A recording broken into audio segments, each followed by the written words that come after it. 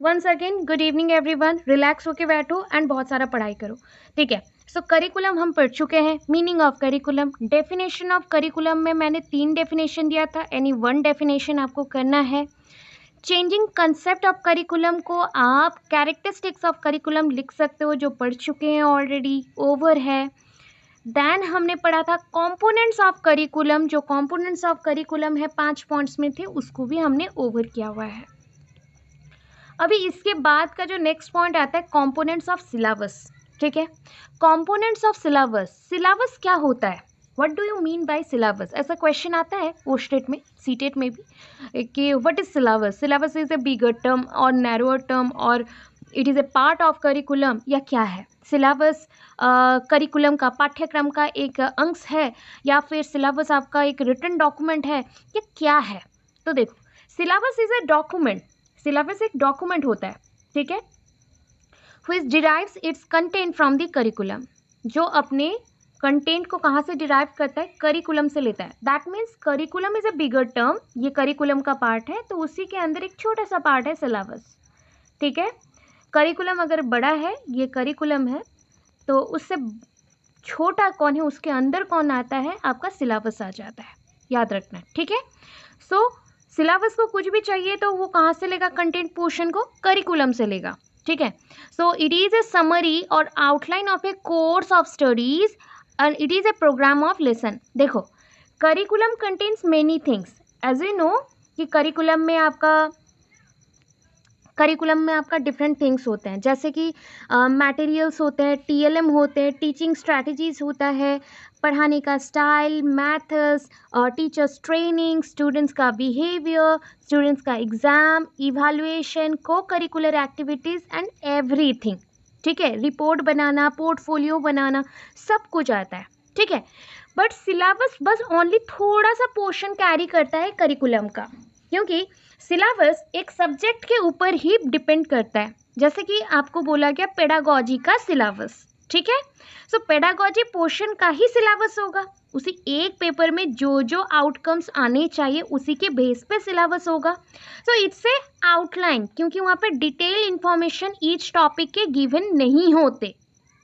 ठीक है, सिलेबस में आउटलाइन होता है और इट इज़ अ समरी और आउटलाइन। समरी मतलब हिंदी में बोलते हैं सारांश, सारांश या आउटलाइन होते हैं जिसमें संक्षिप्त पॉइंट से लिखा जाता है, थोड़ा थोड़ा पॉइंट से लिखा जाएगा कोर्स ऑफ स्टडीज़ को। It is a programme of lesson, मतलब कल का एजेंडा क्या है, सोच लो। एजेंडा मीन्स कल प्रोग्राम में क्या क्या होगा, किसके बाद कौन सा हम अटेंड करेंगे। अच्छा, पहले वेलकम किया जाएगा, फिर माला पहनाए जाएंगे, गार्लैंड पहनाए जाएंगे, दैन उनको बुके दिया गया, टीका लगाया गया, फिर हमने दीप जलाया, फिर गाना गाया, वेलकम सॉन्ग, दैन ऐसा ऐसा प्रोग्राम्स है। जैसे ये पॉइंट्स लिखे गए हैं ना छोटे छोटे कि कल के प्रोग्राम में क्या क्या होगा, वैसे ही एक सब्जेक्ट में क्या क्या पढ़ोगे उसके बारे में मेंशन किया जाता है सिलेबस में। सो सिलेबस एक प्रोग्राम ऑफ लेसन है, मतलब लेसन को कैसे प्रेजेंट करना है, कौन सा टॉपिक पढ़ना है, किस चैप्टर के अंदर कितने टॉपिक्स रहेंगे, वो सब मेंशन होता है सिलेबस में। सिलेबस नॉर्मली कंटेन्स 3 कंपोनेंट्स, अच्छे से याद रखो, इसके ऊपर इस टाइम क्वेश्चंस आने के चांसेस हैं, बिकॉज ना डे बाय डे ये ट्रेनिंग थोड़ा सा डिफिकल्ट होते जा रहा है। You know that already changes आ चुके हैं और चेकिंग से आपको मैंने सारा डिटेल्स बताया हुआ है कि रिजल्ट्स कैसे आ रहे, क्या हो रहा है। तो जितना पॉसिबल है ना, मेहनत करना पड़ेगा, जितना हो सके समझो कंसेप्ट को। वीडियोस अवेलेबल रहती हैं, 2-3 बार सुनो उसको, ये पॉसिबल हुआ उसको लिख लिख के प्रैक्टिस करो, ऐसे आपको रिमेंबर होगा। सो कोई भी बुक में ये गिवन नहीं है, तो ये मैंने एक्स्ट्रा दे दिया है। सिलेबस नॉर्मली 3 पार्ट कंटेंट करता है, या फिर कंपोनेंट्स उसके 3 हैं। Number 1 AIIMS and objectives, number 2 contents, number 3 reference. कोई भी किताब को उठा लेना, सामने देखना, फ्रंट जो एक इंडेक्स पेज होता है, इंडेक्स होता है बुक का, या फिर कंटेंट पॉइंट होता है, तो उस कंटेंट बीच में ये लिखा गया है और उसके साइड में ऐसे टॉपिक्स के नाम लिखे होंगे चैप्टर वाइज। यूनिट 1, इस चैप्टर का नाम सोच लो जैसे लर्निंग एंड टीचिंग है, चलो लर्निंग टीचिंग के जितने टॉपिक्स हैं यहाँ पे गिवन होंगे। तो वो क्या बता रहा है, एम्स एंड ऑब्जेक्टिव्स बता रहा है। कि इस टॉपिक के अंदर हमें ये लक्ष्य और उद्देश्य को पूरा करना है। This are the aims and objectives. फिर हमें कंटेंट क्या क्या पढ़ना है उसका मेंशन हो गया नाम। फिर हम कहाँ कहाँ से पढ़ सकते हैं वो भी रेफरेंस लास्ट पॉइंट पे नोट बना के गिवन होता है, नोट लिख के गिवन होता है। सो इसमें 3 कंपोनेंट्स हैं सिलेबस में, aims and objectives, content, reference. Okay, the curriculum is developed for a course. Curriculum एक कोर्स को चलाने के लिए स्टार्ट होता है, whereas syllabus is developed for a period of time, से फर्स्ट सेमेस्टर, सेकंड सेमेस्टर, मतलब जिस टाइम का कोर्स है, जैसे कि फर्स्ट सेमेस्टर में आप पढ़ रहे हो फिलोसॉफिकल फाउंडेशन और पेडागोजी पेपर और कंटेम्प्रेरी और चाइल्ड डेवलपमेंट या फिर आपका लर्निंग असेसमेंट, कोई भी पेपर पढ़ा तो उसके लिए उस पर्टिकुलर सब्जेक्ट के लिए जो कंटेंट बनेगा, इंस्ट्रक्शंस देने के लिए जो कंटेंट बनेगा उसे हम सिलेबस कहते हैं। बट एक साल में आप क्या क्या पढ़ोगे, कैसे एग्ज़ाम दोगे, कैसे रिजल्ट्स आउट होगा, कहाँ पे फील्ड ट्रिप जाना है, कहाँ पे प्रैक्टिकल करना है, अगर डिटेल देख लिया तो वो करिकुलम है। ठीक है, syllabus is an instructional tool, instructions देना, जैसे मैनुअल पेपर में होता है ना, जैसे कोई एक नया सा इंस्ट्रूमेंट लेके आए या नया सा मशीन लेके आए तो मशीन में उसमें एक मैनुअल कार्ड्स होते हैं और उसमें एक इंस्ट्रक्शंस के लिए कार्ड्स होते हैं, जैसे कि इसके बाद ये सब करना है, इस स्टेप के बाद ये करना है। तो that is syllabus is an instructional tool to achieve curricular aims. So syllabus जैसे छोटे छोटे सिलेबस हैं, ये सब्जेक्ट 1 के लिए सिलेबस, सब्जेक्ट 2 के लिए सिलेबस, सब्जेक्ट 3 के लिए सिलेबस, सब्जेक्ट 4 के लिए syllabus, as per the subjects addition basis पे इसको रखो, तब जाके आपका करिकुलर एम्स क्लियर होते जाएगा और अचीव करोगे। दैट मीन्स एक करिकुलम के अंदर मेनी सब्जेक्ट्स का सिलेबस इंक्लूड रहता है। ओके, अब आते हैं डिफरेंस पॉइंट पे। इंपॉर्टेंट चीज़ है, ओटेट, सीटेट, टेट्स, केवी, एनवी, जो एग्ज़ाम देना है ये इंपॉर्टेंट टॉपिक है, बहुत इंपॉर्टेंट टॉपिक है। ठीक है, उस बेसिस पे सोच लो, डिटेल जानना इंपॉर्टेंट रहेगा और उसको ही यूज़ करोगे। ठीक है, उसी को यूज़ करोगे अपने प्रिपरेशन में। सो करिकुलम एंड सिलेबस में हम कंपैरिजन देखते हैं अभी। ठीक है, 15-15 पॉइंट का कंपैरिजन रहेगा, शॉर्ट भी आए तो लिख सकते हो, लॉन्ग भी आए तो लिख सकते हैं। करिकुलम में क्या है, मैंने बोला था curriculum is a broader thing, बड़ा चीज़ होता है, तो it is broad guideline of school programme. पूरे स्कूल प्रोग्राम में क्या क्या होगा, कितने पॉइंट्स होंगे, कौन से गाइडलाइंस होंगे, बड़े आकार में अगर देखना है तो that is called curriculum. Syllabus क्या है, academic programme, academic programme of the school teaching subject. Academic programme मतलब सब्जेक्ट्स में कितना है, school teaching subject, school teaching subject, English, history, geography, maths, एमाइल, ऐसा अगर सब्जेक्ट्स हैं और उसके पर्टिकुलर जो सिलेबस होंगे उसको यहाँ पे रखा गया है, इसलिए इसको एकेडमिक प्रोग्राम बोला गया, इसको स्कूल प्रोग्राम बोला गया। तो आप समझ लिए होंगे कि school programme is the broader one, again academic programme is the narrower one. मतलब छोटा सा कौन है, एपी है, और स्कूल प्रोग्राम एसपी बड़ा है। ठीक है, curriculum is for a course, पूरे सेशन के लिए या कोर्स के लिए होता है, रिजल्ट निकलने तक और ग्रेडेशन होने तक। Syllabus is for a subject और आउटलाइन, एक कोई पर्टिकुलर सब्जेक्ट के लिए और आउटलाइन के लिए बेस्ड होता है। देखो, curriculum is the super set, मैंने अभी देखो ये डायग्राम भी बनाया था, आप 2 तरह के डायग्राम बना सकते हो। दिस इज़ द करिकुलम, ये पूरा करिकुलम है और करिकुलम के अंदर आप सिलेबस को रख दो। और एक डायग्राम ऐसा हुआ है कि बड़ा सा सर्कल बनाओ और उसका आप देखो, मैं अगर इक्वली डिवाइड करूं तो कंप्लीट को हम बोलेंगे 100%, 100% से थोड़ा थोड़ा ले लो, 25%, 25%, 25%, 25%। ठीक है, तो 25% से मतलब ये जो 100% से ओनली 25% ऑक्यूपाई किसने किया है, आपका सिलेबस ने ऑक्यूपाई किया है। ठीक है, बाकी के 75% में भी जो जो प्रेजेंट है वो सब कुछ करिकुलम है। तो करिकुलम होल टोटल है, 100% कौन है, करिकुलम है, और उससे 20% है सिलेबस, 25% है सिलेबस। ओके, क्या हम इतना क्लियर है? ओके, देखो करिकुलम में कितने पॉइंट्स थे, अगर आपको क्वेश्चन देखो, क्वेश्चन के बेसिस पे ही नोट्स बनाए गए हैं। Curriculum consist of 5 components, 5 components हैं। तो सिलेबस में कितने कंपोनेंट्स थे, 3 कंपोनेंट्स थे। करिकुलम में लर्नर एंड सोसाइटी था, एम्स एंड ऑब्जेक्टिव्स थे, कंटेंट और सब्जेक्ट मैटर था, टीचिंग मैथडोलॉजी था एंड इवैल्यूएशन था। Syllabus consist of 3 components, aims and objectives, content, reference. Revision करोगे और याद रखोगे, ठीक है। अब आते हैं नेक्स्ट पॉइंट पे। Curriculum it is developed according to individual society बोलने वाली थी, सोशल और नेशनल नीड। मतलब करिकुलम को बच्चों के अकॉर्डिंग भी बनाया जाता है, जिसको हम क्या बोलते हैं, लर्नर सेंटर्ड, राइट। उसके बाद सोसाइटी के अकॉर्डिंग भी बनाते हैं, दैट मीन्स सोशल नीड्स को जैसे पूरा कर सके। सामाजिक जो अवधारणाएं हैं, मतलब जो सोचा गया है, समाज ने जो सोचा है कि बच्चे बड़े होकर ऐसा करेंगे, हमारे देश का उन्नति करेंगे और समाज का उन्नति करेंगे, उसको भी सोच के करिकुलम बनाया जाता है। तो सोशल भी आ गया, नेशनल नीड भी आ गया, and requirement of the society.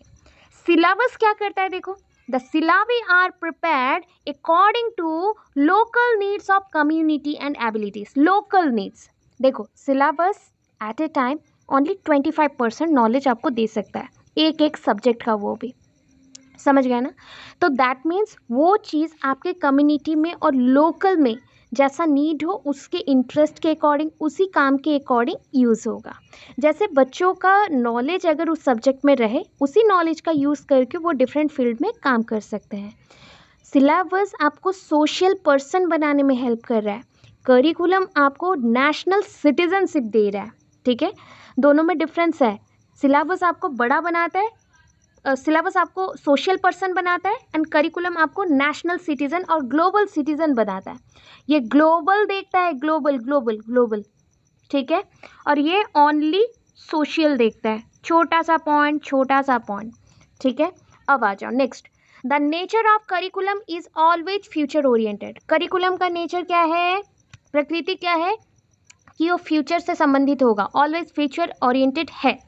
But आपका सिलेबस किसके ओरिएंटेड है, सेमिस्टर के अकॉर्डिंग, सेमिस्टर और एकेडमिक ओरिएंटेड है। जैसे कि आप अब एग्ज़ाम दोगे सेमिस्टर और ईयरली बेसिस पे, तो उसी के बेसिस पे सब पढ़ रहे हो, है ना।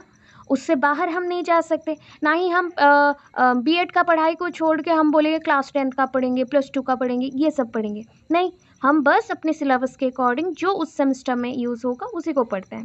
दैट मीन्स ये सिलेबस और एकेडमिक ओरिएंटेड है। Number 7, the curriculum development is teacher centred. जो करिकुलम डेवलपमेंट हुआ है वो किस तरह का है, कितने वेराइटीज़ का है, याद रखना, अभी पोर्शन पूछूंगी। Teacher centred, student centred, content centred, objective centred, activity centred, society centred, और भी है, ठीक है, और भी वेराइटीज़ के करिकुलम है।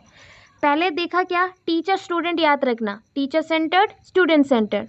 फिर टीचर काम करते हैं तो एक्टिविटी सेंटर्ड, फिर सोसाइटी के लिए होगा तो सोसाइटी सेंटर्ड, फिर कंटेंट के बेसिस पे होगा कंटेंट सेंटर्ड, ऑब्जेक्टिव और छोटे छोटे प्रश्न के ऊपर और छोटे छोटे पॉइंट्स के ऊपर होगा तो ऑब्जेक्टिव सेंटर्ड। मतलब यहाँ पे आपको 6 टाइप का दिखाया गया है। बट अगर देखा जाए तो करिकुलम बहुत वेराइटीज़ के होते हैं, open curriculum, hidden curriculum, overt curriculum, zero curriculum और null curriculum, curriculum in the vast way, curriculum in the lowest way. So बहुत वेराइटीज़ के करिकुलम आपके प्रेजेंट हैं, देखेंगे। The syllabi development is mainly content centred. Syllabi किसके basis पे होता है, देखो अभी बोलोगे मैम सिलेबी क्या होता है, सिलेबस पढ़ रहे थे। अरे सुनो, सिलेबस होता है सिंगुलर, सिलेबी होता है प्लूरल, ठीक है। जैसे कि करिकुलम होता है सिंगुलर, करिकुला होता है प्लूरल, करिकुला।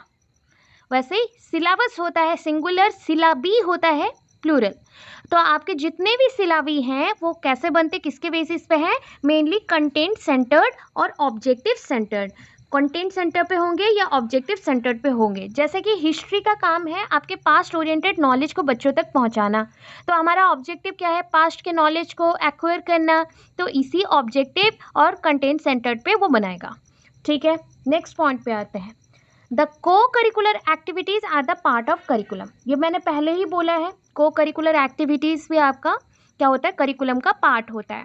नेक्स्ट देखो, the cocurricular activities are not the part of syllabi. Syllabi का पार्ट नहीं होता है, मतलब कोई डांस करोगे, कंपटीशन में पार्टिसिपेट करोगे या डिबेट में जाओगे, क्विज में जाओगे, ये सब आपके सिलेबस में नहीं आता, ये सारे आपके कोर्स के ड्यूरेशन में आता है जो कि आपके करिकुलम में है।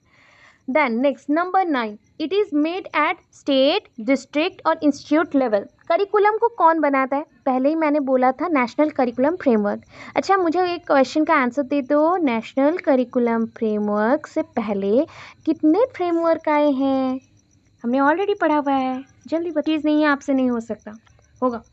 चलो, सो हमने बोल दिया एनसीईआरटी आपका क्या बनाएगा? कैप बनाएगा, central advisory board of education. अब central advisory board of education क्या से ले रहा है पॉइंट्स को?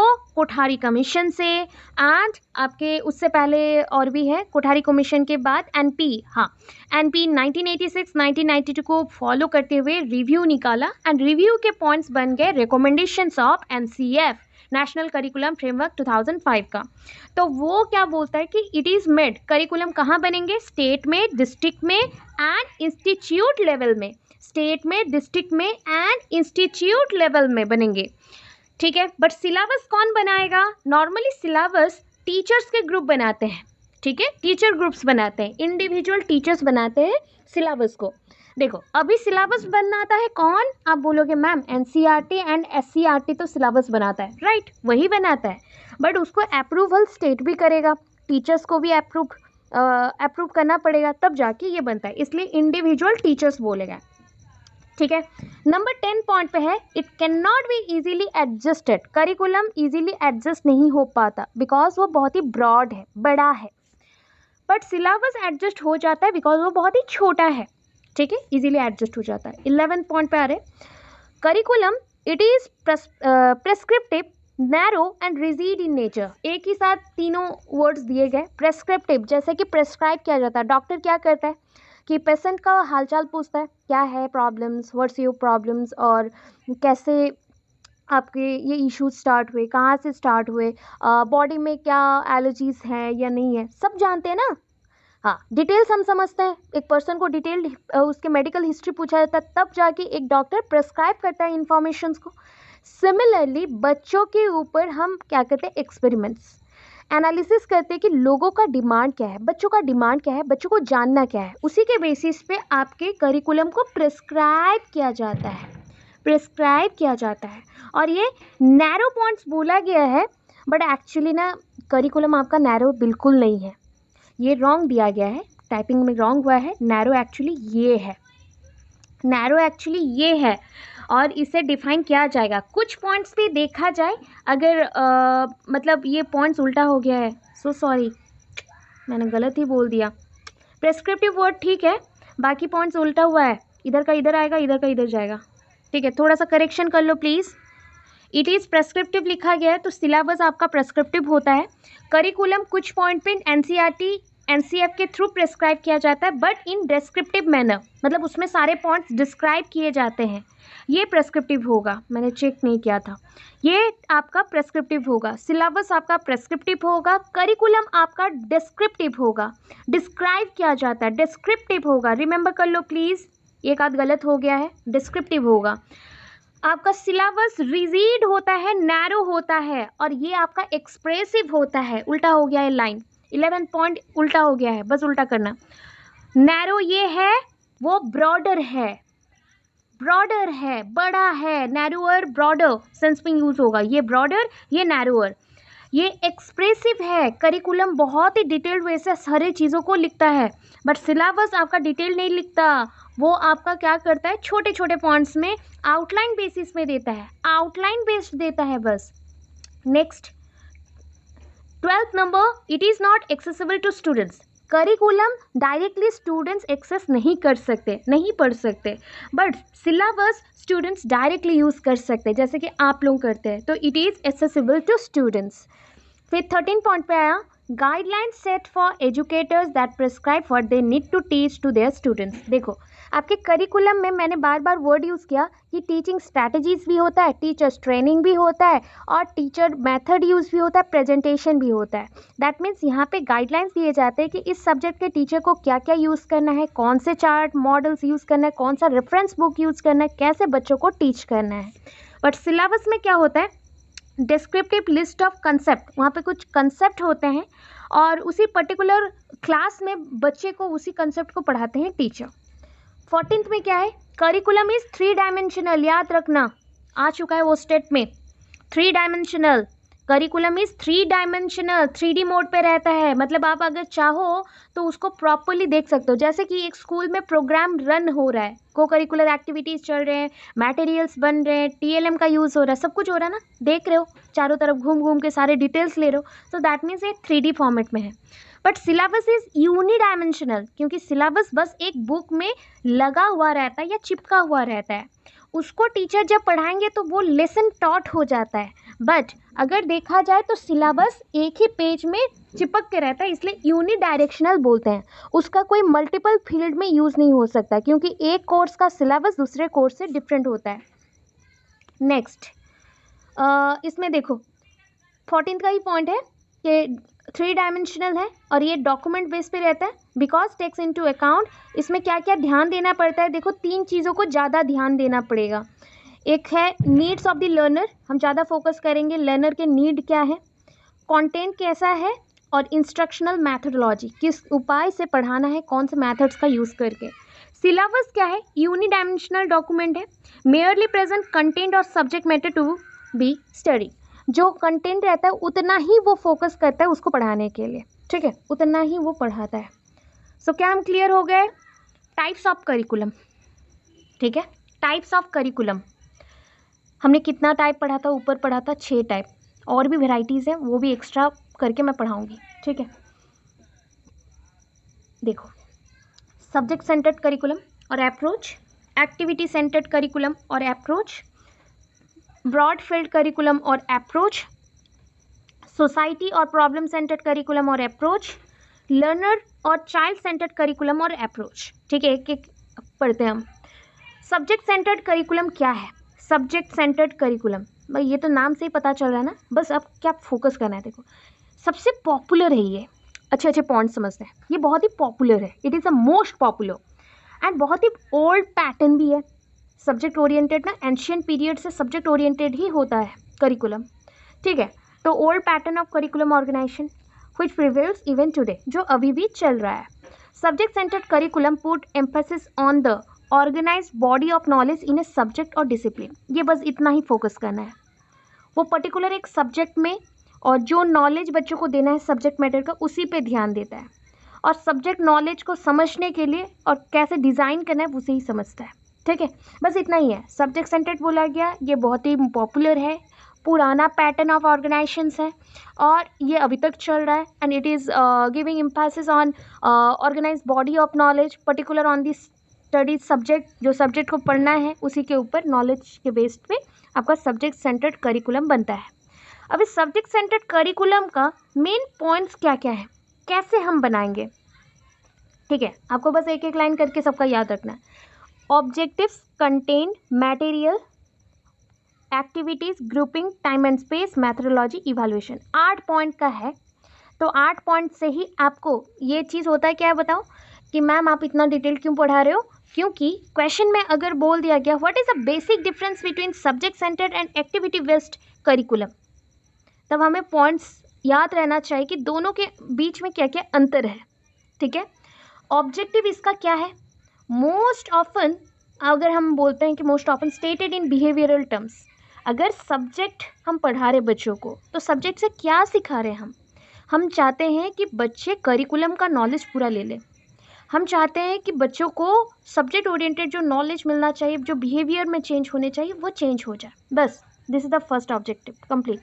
कंटेंट कैसा होगा, उसी बेसिस में होगा, बिहेवियरल टर्म्स में अगर चेंजेस लाने हैं तो content are selected and organised prior to instruction, जो इंस्ट्रक्शंस होंगे उसी के बेसिस पे होगा। उसमें हम क्या क्या पढ़ेंगे, कंसेप्ट, जनरलाइजेशन मतलब जनरल आइडिया लाना, आइडियाज़ निकालेंगे, प्रोसेसेस ऑफ स्किल डेवलपमेंट करेंगे उसी पर्टिकुलर सब्जेक्ट में।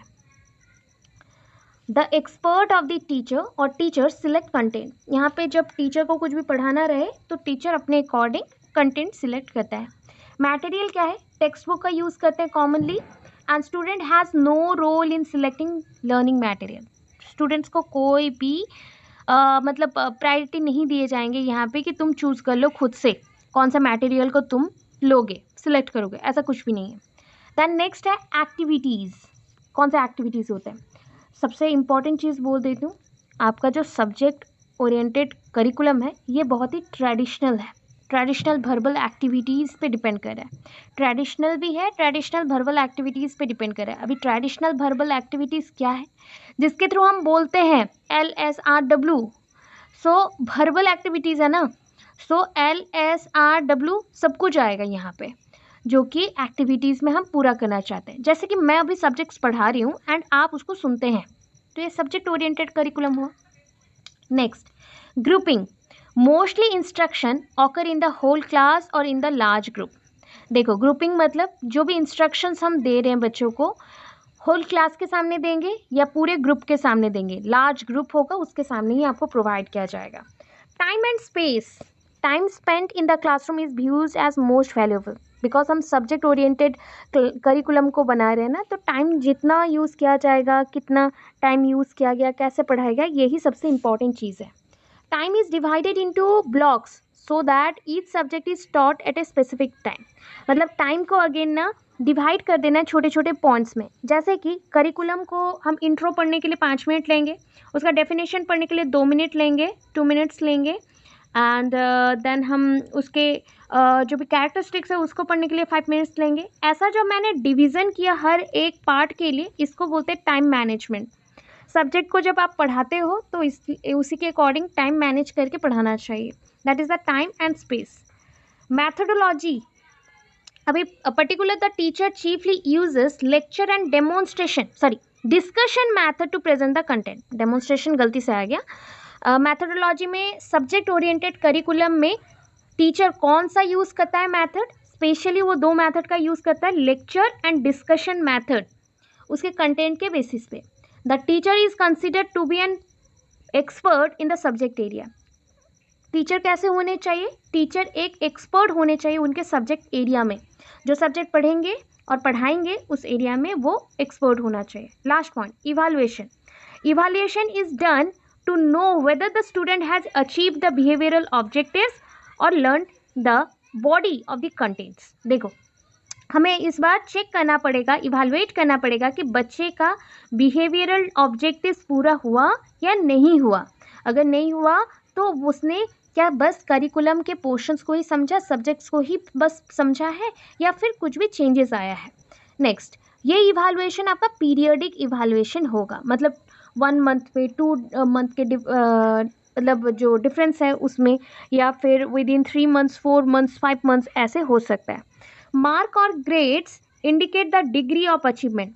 इसके अकॉर्डिंग जो बच्चों को मार्क और ग्रेड्स मिलेंगे उसी को हम बोलेंगे यही अचीवमेंट है, इंपॉर्टेंट अचीवमेंट है, और डिफरेंट पैटर्न्स में अचीवमेंट आता है। लिमिटेशंस क्या है, मतलब इसके नेगेटिव पॉइंट्स, मेरिट नहीं, उसका ऑपोजिट डीमेरिट्स है। सो डीमेरिट्स में पॉइंट्स आ रहे हैं, हियर द लर्नर्स इंटरेस्ट और नीड हैव नो प्लेस। मतलब वन काइंड ऑफ बोल दो, लर्नर फिर से क्या है, एक्टिवेटेड बिल्कुल नहीं है, डीएक्टिव है और इनएक्टिव बोल सकते हो, डीएक्टिवेटेड और इनएक्टिव है, इनएक्टिव, ठीक है। मेमोराइजेशन इज मोस्टली एनकरेज्ड, मतलब रोट लर्निंग करेंगे, रट्टा मार वाला प्रोसेस स्टार्ट होगा। ट्रेडिशनल जितने भी मेथड है ना वो रट्टा मार को ही सपोर्ट करते हैं, मेमोराइजेशन को, रोट लर्निंग को। Learner is encourage to learn passively, यहाँ पे लर्नर को हम एनकरेज करेंगे कि आप पैसिवली पढ़ो, मतलब निष्क्रिय रह के पढ़ो, सक्रिय नहीं होना है, तुमको एक्टिवेट नहीं होना है, तुम चुपचाप बस सुनोगे और पढ़ोगे। No place for personal experience, यहाँ पे बच्चा सब्जेक्ट ओरिएंटेड करिकुलम में एक्सपीरियंस ले भी नहीं सकता।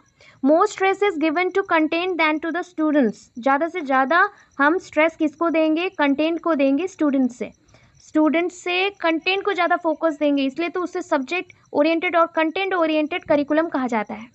It is difficult to develop intellectual process, इसके थ्रू इंटेलेक्चुअल और आपका जो सांवेगिक, मतलब सांवेगिक बोल रही हूँ, आपके जो सांवेगिक प्लस संज्ञानात्मक विकास है वो पॉसिबल नहीं है, मतलब आपका IQ का डेवलपमेंट इसके थ्रू पॉसिबल नहीं होता है।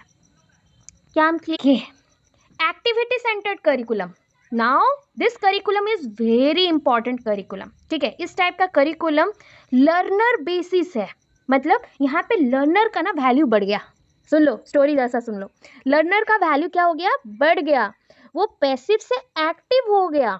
आप सारे बच्चे अभी एक्टिव मोड पे चल रहे हो, पैसिव नहीं हो. If I am not communicating with you properly and if I am not clarify your doubts or about your thinking, then आपका जो प्रोसेस हो जाता वो ओनली वन साइडेड हो जाता, यूनिडायरेक्शनल हो जाता, ओनली टीचर के साइड से चलता. बट आपको क्वेश्चन आंसर भी बीच बीच में किए जा रहे हैं, आपके डाउट्स क्लियर हो रहे हैं. तो इसका मतलब है ये आज का अप्रोच है. So today's approach is called modern approach. Modern approach, आज का अप्रोच क्या है? मॉडर्न है, बिकॉज सिल है, डेवलपमेंटिंग अप्रोच है और एक्टिविटी सेंटर्ड अप्रोच है. एक्टिविटी सेंटर्ड करिकुलम बोल सकते हो, एक्टिविटी सेंटर्ड अप्रोच बोल सकते हो, कोई भी दो नाम से वो आ सकता है एग्जाम में. So in activity centred curriculum the learner acquires knowledge through activities. जो एक्टिविटी सेंटर्ड करिकुलम होता है, बस एक लाइन याद रख लो कि बच्चे यहाँ पे नॉलेज कैसे कैरी करेंगे या कैसे लेंगे, एक्टिविटीज़ के थ्रू लेंगे, एक्टिविटीज़ को परफॉर्म करके लेंगे. सपोज कोई चीज़ आपको रिमेंबर नहीं होता है ना, इसलिए मैंने आपको बहुत बच्चों ने मुझे मैसेज करके पूछा कि मैम हम लोग पढ़ाई याद कैसे रखें. देखो, मैं जो 2-3 चीज़ करती हूँ, मेरे लिए करती हूँ, वही चीज़ आपके लिए बोलती हूँ. बिफोर एग्ज़ाम कभी भी बिना पढ़े कैजुअली एग्ज़ाम मत जाना, ठीक है? मतलब वहाँ चले गए और वहाँ देखा जाएगा एक एक दिन में, एक एक रात में जो पढ़ाई होगा उसी को भांज के लिख देंगे. That is absolutely wrong method. इससे कोई एक सेमिस्टर में आपके अच्छे मार्क्स आ सकते हैं, बट सारे सेमिस्टर्स में नहीं आएंगे, टारगेट में आ जाओगे. सो क्या करना है, एवरीडे जो पढ़ाई हो रहा है उसको एटलीस्ट वन टाइम अच्छे से थॉरोली रीडिंग मारना है. जैसे आप किसी के मैसेजेस पढ़ते हो, जैसे आप किसी के इन्फॉर्मेशंस को पढ़ते हो और न्यूज़पेपर पढ़ते हो, तो उतने ही डिटेल फॉर्म से वन टाइम ओनली रीडिंग मारना है. रीडिंग मारने के बाद जो जो हार्ड वर्ड्स लगे उसको कॉपी में एक वाइट पेज में लिख डालना है, ठीक है? और उसी को रिमेंबर करते हुए लिखना है कि ये मेथड ट्रेडिशनल बिल्कुल नहीं है, ये मेथड अभी का है, मतलब मॉडर्न है, यहाँ पे बच्चे इन्वॉल्व हैं, दैट मीन्स बच्चे एक्टिव प्रोसेस में हैं, पैसिव बिल्कुल नहीं है. बच्चे यहाँ पे एक्टिविटी बेस्ड लर्निंग कर रहे हैं, लर्निंग बाय डूइंग कर रहे हैं, खुद से ही खुद के काम से सीख रहे हैं. दैट्स इट, हो गया है मेरा याद. और कुछ अंदर में रहे मुझे कोई प्रॉब्लम नहीं है. तो for example the learner attain, देखो लर्नर का कॉग्निटिव डेवलपमेंट हो गया, मतलब संज्ञानात्मक विकास हो रहा है, ज्ञान, बुद्धि, अंडरस्टैंडिंग लेवल इंक्रीज. एटीट्यूडिनल, मतलब बच्चों का, समझ रहे हो ना, जितना आप पढ़ते जाओगे आपके एटीट्यूड में चेंजेस आएंगे. एंड ये एटीट्यूड ऑलवेज पॉजिटिव ईगो के साथ होना चाहिए, not with negative ego. Positive ego के साथ सीखोगे तो आगे बढ़ते जाएंगे, जो कि एक्टिविटी सेंटर्ड लर्निंग का पॉइंट होता है. बिहेवियरल चेंजेस, आप बच्चे खुद से सीख रहे, कोई चीज़ खुद से परफॉर्म कर रहे, पहले गलत होगा फिर सही होगा, तो ये बिहेवियर में चेंजेस लाएगा. सो उसमें क्या क्या प्रोसेस को यूज़ किया जाता है, जैसे वहाँ पे 2 मेथड्स का यूज़ किया गया ना, डिस्कशन मेथड एक था, लेक्चर मेथड था, जो कि सब्जेक्ट सेंटर वाले करिकुलम थे. बट यहाँ पे देखो, role play, games and simulation, value exercise, socio and psycho drama. आप जो समझ रहे हो ना, ये वो ड्रामा बिल्कुल नहीं है. जो ड्रामा समझ रहे हो ना, वो ड्रामा बिल्कुल नहीं है. सोशियो एंड साइको ड्रामा एक थ्योरी है. उस कंसेप्ट के अकॉर्डिंग आपके रोल को किसी ग्रुप के रोल के साथ कंपेयर किया जाता है सोशियली, सोसाइटी में. इफ किसी पर्सन को हम आइडियल मानते हैं, suppose Subhash Chandra Bose is my ideal person, और आइडियल और रियल हीरो है मेरे लिए, बिकॉज मैं उनके आइडियलिटी को बहुत फॉलो करती हूँ. जस्ट लाइक महात्मा गांधी जी के कुछ पॉइंट्स मुझे अच्छे लगते हैं तो मैं फॉलो करती हूँ. तो ये हो गए आइडियल, आदर्शवादी. तो उन कैरेक्टर्स को आप फॉलो करके खुद में क्या चेंजेस लाए हो, अगर ये कंपेयर किया जाए, इसको सोशियो ड्रामा बोलते हैं. साइको ड्रामा तो वो आपके ज्ञान के ऊपर मतलब प्रकाशित होगा या फिर देखा जाएगा. जैसे कि किसी एक पर्सन का नॉलेज दूसरे पर्सन के नॉलेज से डिफर करता है, तो यहाँ पे हम अगर कंपेयर करते हैं उनके एक्टिविटीज़ के बेसिस पे, इसको साइको ड्रामा कहते हैं. Value exercises, there are many values. Almost आपके बुक में 116 वैल्यूज़ हैं. हमारे लाइफ में इतने वैल्यूज़ हमको कैरी करने पड़ते हैं हमारे सब्जेक्ट्स के साथ, बट उनमें से बस हम शायद ही 20 से 25 वैल्यूज़ को सीखते हैं, ठीक है। एनसीईआरटी के अकॉर्डिंग इनमें से बहुत सारे वैल्यूज़ को मिक्सअप करके एक एक वैल्यूज़ में ही काउंट किया गया है। जैसे वैल्यू एक्सरसाइजेस बोलने से डेली बच्चों को सिखाओ कि सुबह उठ के बड़ों का पैर छूना चाहिए। डेली बच्चों को सिखाओ कि इफ़ आप जैसे बाहर जाते हो तो इंग्लिश को वैल्यू देते हो, वैसे ही अपने कल्चर को वैल्यू देने के लिए अपने लैंग्वेज में ही नमस्ते, प्रणाम या फिर जो भी बोला जाता है वैसा आप करो, ग्रीट करना सीखो। जब कोई क्लासेस एंडिंग हो तो ग्रीट करना सीखो। That's a good point. ये स्टार्टिंग वैल्यूज़ में आता है। फिर चीज़ें हैं जैसे लोगों को समझाना पड़ता है कि हर एक चीज़ में एक सुंदरता छुपी हुई होती है। जैसे आप बोलते हो कि ये बोलते हैं ना गटर में ही कमल खिलता है, वैसा ही चीज़ है कि अगर कोई भी चीज़ को अपने नज़रिए से देखो एंड वो अच्छा दिखना स्टार्ट हो जाए तो समझ लेना आपका एस्थेटिक वैल्यू अलग ही लेवल पे चल रहा है। वैल्यूज़ में ब्यूटी आ गया तो वो एस्थेटिक है। और इसी के साथ 3 वर्ड्स हम लोग पढ़ते हैं, सत्यम शिवम सुंदरम। These are the ultimate values of life जिसके थ्रू हम अपना अचीवमेंट करते हैं। और यही होता है वैल्यू एक्सरसाइजेस, और जिसको योगा के थ्रू, मेडिटेशन के थ्रू, साल्वेशन के थ्रू और बहुत सारे तप, और तप को इंग्लिश में बोलते हैं पेनांस, इसके थ्रू सीखा जाता है। फिर नेक्स्ट ऊपर जा रहे हैं, games and simulation. Games you know that, जैसे रिडल गेम्स होते हैं, पजल गेम्स होते हैं, बहुत सारे गेम्स हैं सीखने का। जैसे फिल इन द ब्लैंक्स भी एक टाइप का गेम है, या फिर वर्ड मैचिंग, वर्ड क्रैकिंग, बहुत सारे लेडर गेम्स, बहुत सारे गेम्स होते हैं। बट सिमुलेशन क्या होता है? Simulation one kind of parenting style जैसा है, समझ के रखो, बहुत सारी इन्फॉर्मेशन मैं दे रही हूँ।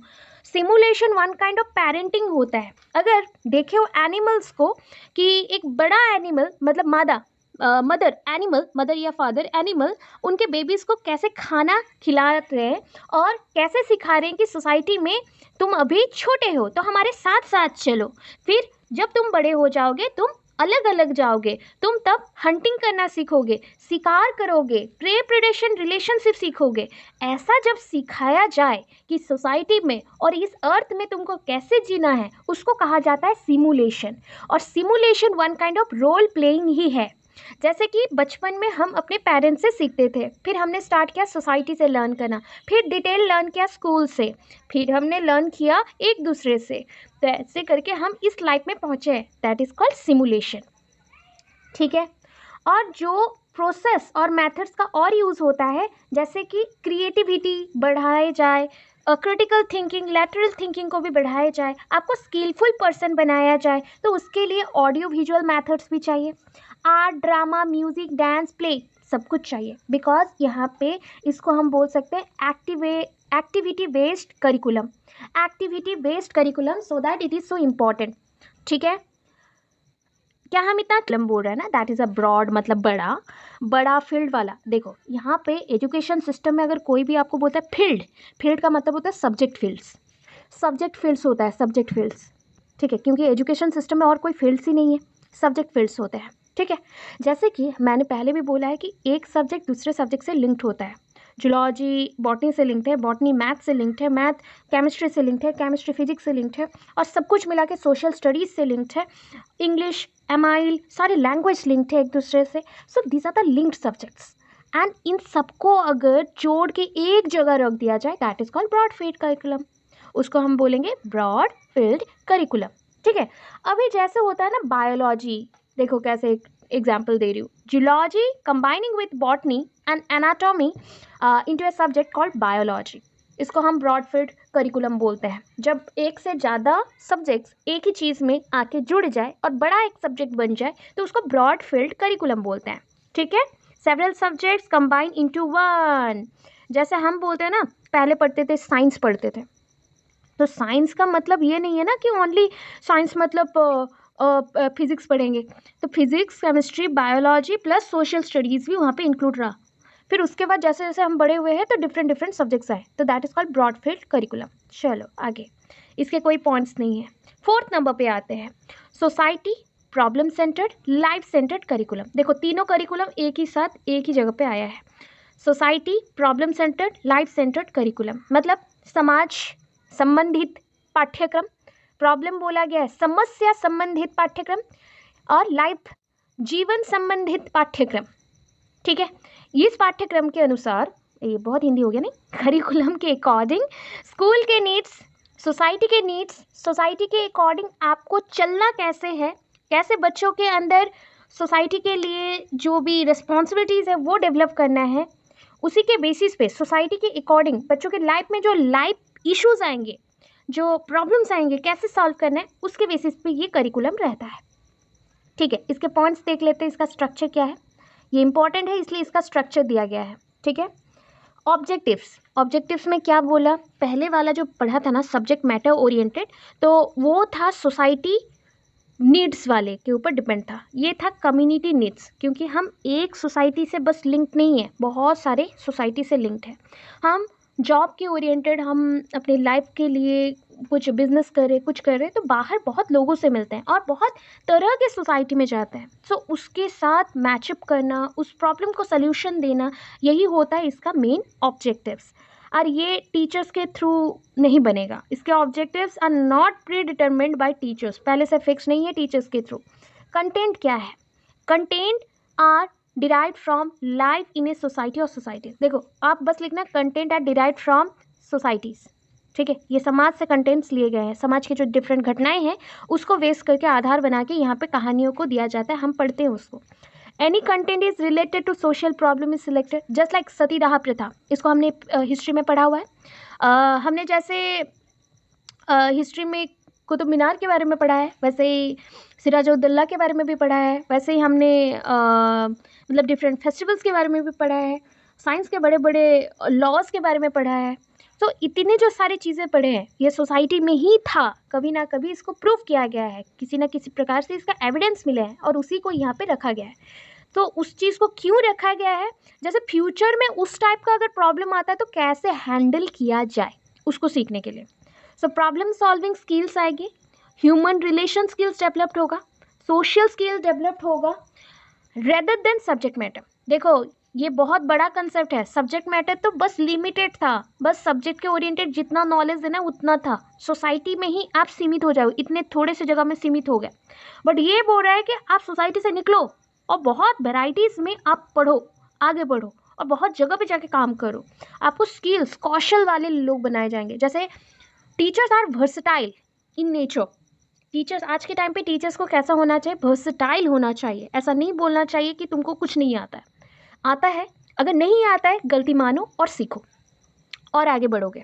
ठीक है, सोशल स्किल सीखना, कैसे बातों से किसी को भी हैंडल कर सकते हो, रिलेशन स्किल्स को भी सीखना इंपॉर्टेंट है, because if we are not connected with each other, if we are not having any type of emotion for each other, then impossible है कोई चीज़ को आगे लेके जाना। सो हमारे अंदर एक दूसरे के लिए इमोशंस रहने चाहिए, that is called human relation skills. बहुत लोगों को मैनेज करना नहीं आता, सो दैट वो आइसोलेट हो जाते हैं, पृथकीकरण होता है और वो अलग हो जाते हैं। और जो लोग जैसे सबके साथ घुल मिल जाते हैं, बातें करते हैं, सीखना चाहते हैं और आगे बढ़ना चाहते हैं, उनके साथ ह्यूमन रिलेशन स्किल्स अच्छे से रहता है। ठीक है, मटेरियल क्या क्या रहेगा, ये great variety of material and resources in the community are use, बहुत वेराइटीज़ के मटेरियल्स एंड रिसोर्सेज यूज़ होंगे। Original documents are prefer to text book, जो ओरिजिनल डॉक्यूमेंट्स हैं जिसके एविडेंसेस और प्रूफ होते हैं उसी को ज़्यादा यूज़ और प्रायोरिटी दिए जाएंगे। एक्टिविटीज़ क्या क्या किए जाएंगे, learning activities are placed by both teacher and student, जितने भी लर्निंग एक्टिविटीज़ हैं टीचर भी करेगा स्टूडेंट्स भी करेगा, बिकॉज यहाँ पे रिलेशनशिप भी बिल्ड करना है। स्टूडेंट एक्टिव पार्टिसिपेशन, देखो सब्जेक्ट मैटर और इसमें डिफरेंस देख लिया, स्टूडेंट वहाँ पे पैसिव थे बट स्टूडेंट यहाँ पे एक्टिव हैं। ठीक है, ग्रुपिंग, ऑब्वियस है बच्चे यहाँ पे ग्रुप वर्क करेंगे, ये एसेंशियल है ग्रुप वर्क करने के लिए। आप जो बोल देते हो ना मुझे इस ग्रुप में काम नहीं करना, उस ग्रुप में काम नहीं करना, अरे काम नहीं करोगे तो सीखोगे कहाँ से कि कौन सा पर्सन के पास कितना ट्रेजर छुपा हुआ है, कितना वेल्थ छुपा हुआ है। सीखना है ना तो हमें लोगों से मिलना पड़ेगा, ग्रुप वर्क करना पड़ेगा, ग्रुप स्टडी करने पड़ेंगे और डिफरेंट वे से जानना पड़ेगा, उसके इन्फॉर्मेशन हमें लेने पड़ेंगे, हमें उनको कुछ देना पड़ेगा। ऐसा ही चलता है ह्यूमन रिलेशनशिप स्किल्स। ठीक है, time and space, instructional time depends upon the nature of the project. देखो एक तो कहाँ गया, ओके आ गया। एक तो पॉइंट ये होता है कि टाइम एंड स्पेस, यहाँ पे instructional time depends upon the nature of the project है। मतलब सोचो एक प्रोजेक्ट पे आप लोग काम कर रहे हैं, उस प्रोजेक्ट का टाइम पीरियड 6 मंथ्स है बट आपने 1 ईयर ले लिया, तो उसी के ऊपर ये टाइम डिपेंड करेगा कि जितना जल्दी आप काम करेंगे उसका ड्यूरेशन उतना कम रहेगा, जितना लेट काम करोगे ड्यूरेशन बढ़ते जाएगा। Rigid allocation of time is minimise, मतलब फिक्स कोई टाइम नहीं है, रिजिड बोला गया। फ्लेक्सिबल का ऑपोजिट है रिजिड, सख्त रहना, फिक्स रहना, चेंज नहीं होना, उसको बोलते हैं rigid. Rigid allocation of time, time जितना आपको दिया गया है उसको हम थोड़ा सा मिनिमाइज कर देंगे, ठीक है, कम कर देंगे, आप जितना ले सकते हो चलेगा। इफ अगर आप कुछ सीख रहे हैं तो आपको टाइम दिया जाएगा। Space for learning includes all the resources of the schools and community which are related to problem or topic or project under study। तो वैसा ही बच्चे को स्पेस फॉर लर्निंग दिए जाएंगे, जितने रिसोर्सेस उसको चाहिए स्कूल से कम्युनिटी से सारे दिए जाएंगे, जैसे एक प्रॉब्लम के रिलेटेड, टॉपिक के रिलेटेड, प्रोजेक्ट के रिलेटेड जो भी चाहिए वो स्टडी कर सके। Next, methodology. The teacher is the facilitator of the learning process. यहाँ पे टीचर का रोल कैसा है? टीचर एक फैसिलिटेटर है जो ज़्यादा से ज़्यादा टाइम, फ्लेक्सिबिलिटी, नॉलेज सब कुछ प्रोवाइड करेगा, अपॉर्चुनिटी देगा बच्चों को, जैसे बच्चे खुद से कुछ एक्सप्लोर करें। यहाँ पे और क्या क्या यूज़ होगा देखो, डायरेक्ट ऑब्जर्वेशन मेथड, कल भी बोला था, अगर हम डायरेक्ट ऑब्जर्वेशन कर रहे हैं, कोई चीज़ों का नॉलेज डायरेक्ट ले रहे हैं, तो ये फर्स्ट हैंड एक्सपीरियंस है और सेकंड हैंड एक्सपीरियंस है, तो बताना फर्स्ट हैंड होगा या सेकंड हैंड? आपको अभी डायरेक्ट नॉलेज मिल रहा है, ये फर्स्ट हैंड है या सेकंड हैंड है? डायरेक्ट नॉलेज मिल रहा है, सेकेंड हैंड। फिर से गलत हो, first hand ma'am, first hand, first hand, first hand. आप कोई चीज़ को डायरेक्ट देख रहे हो, किसी और से नहीं सुना है, मैं अभी डायरेक्ट पढ़ा रही हूँ, आप क्लास अटेंड कर रहे हो, ये डायरेक्ट है, डायरेक्ट ऑब्जर्वेशन है, आप मेरे पॉइंट्स को डायरेक्ट सुन रहे हैं, तो ये फर्स्ट हैंड एक्सपीरियंस है। कल आप ना यूट्यूब के थ्रू सुनोगे तो वो क्या बन जाएगा बताओ? यूट्यूब वाला क्या पॉइंट बनेगा? बस इतना समझ लो। अगर मुझसे डायरेक्ट इन्फॉर्मेशन जा रहा है आपको, किसी पर्सन से, किसी चीज़ों से, किसी मूवीज से, या डायरेक्टली आप प्रैक्टिकल नॉलेज खुद से काम करके सीख रहे हो, तो वो फर्स्ट हैंड एक्सपीरियंस है, जहाँ पे सारी चीज़ें अनऑर्गेनाइज्ड रॉ बेसिस पे मिलता है, ठीक है, अनऑर्गेनाइज्ड और रॉ बेसिस पे मिलता है। जब उसको अरेंज करके कोई सुगर कोटिंग करके फिर से उसको मॉडिफाई करके आपको बताता है, वो सेकंड हैंड हो जाएगा। जैसे कि कल सुबह कोई आपको बोल दे कि ये सब कुछ नहीं पढ़ाई हुआ, तो आप क्या भरोसा कर लोगे?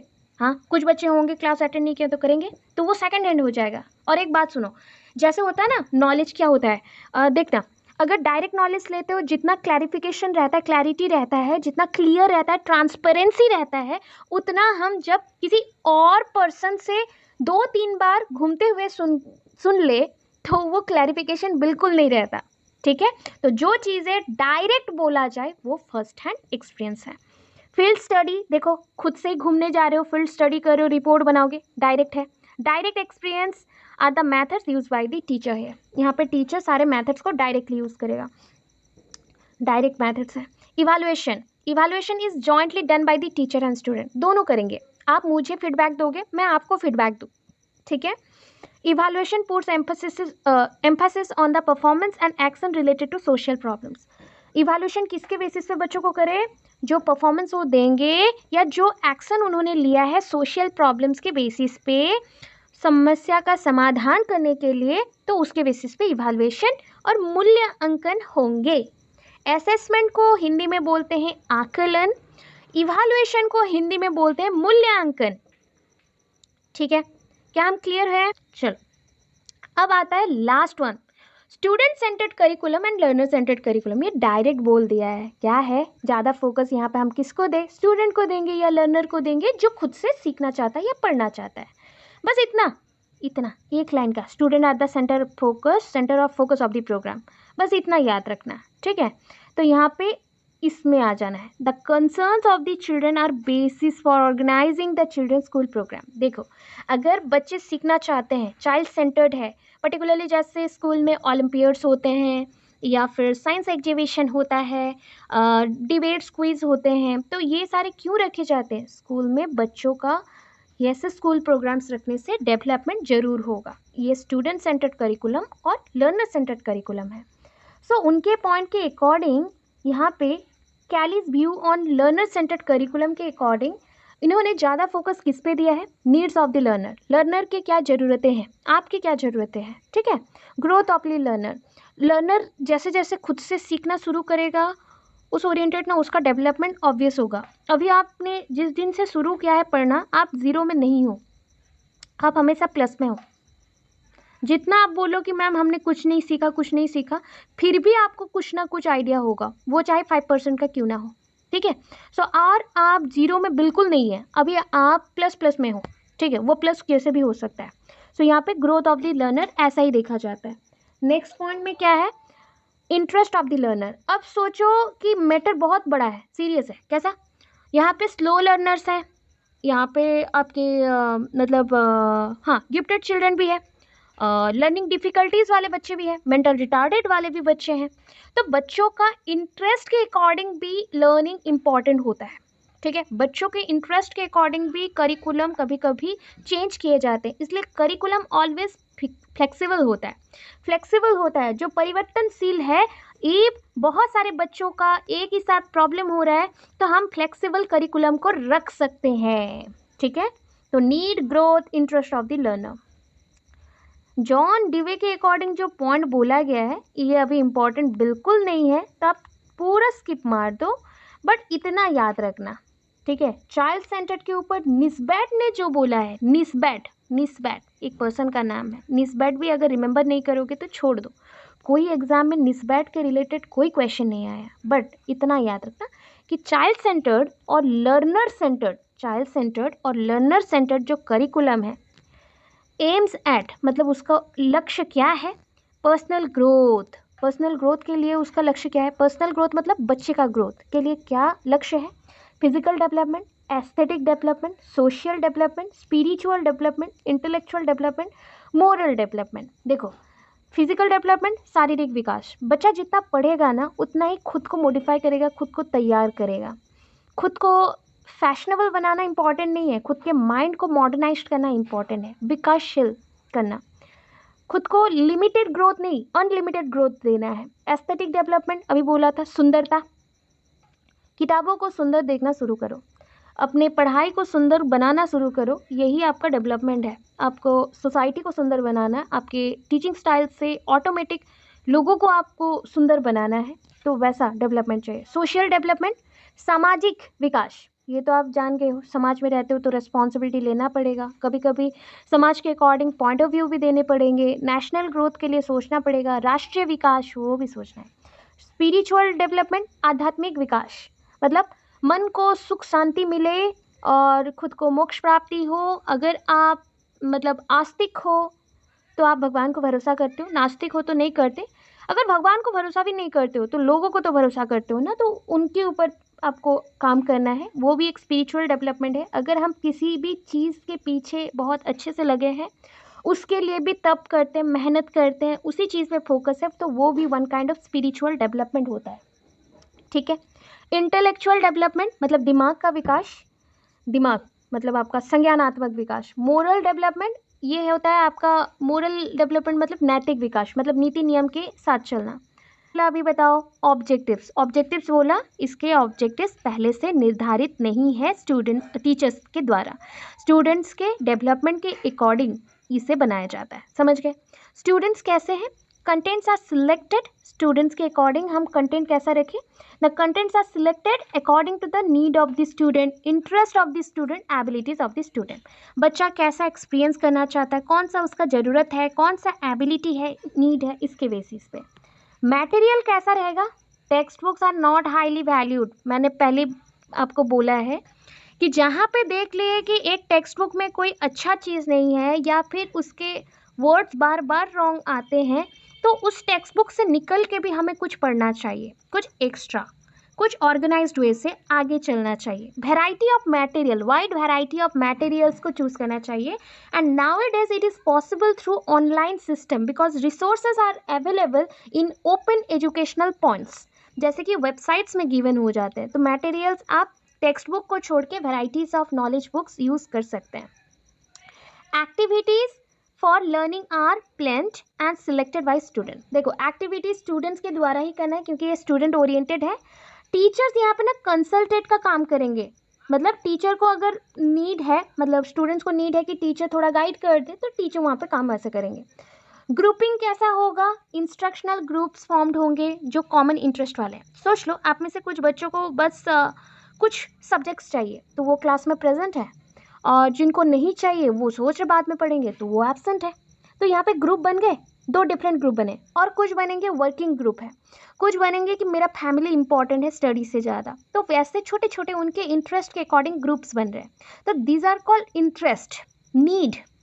तो वैसे बच्चों के भी, स्टूडेंट्स के भी अपने इंटरेस्ट एंड नीड के अकॉर्डिंग इंस्ट्रक्शनल ग्रुप चूज करेंगे, कहाँ पे जाए तो कैसे सीखेंगे।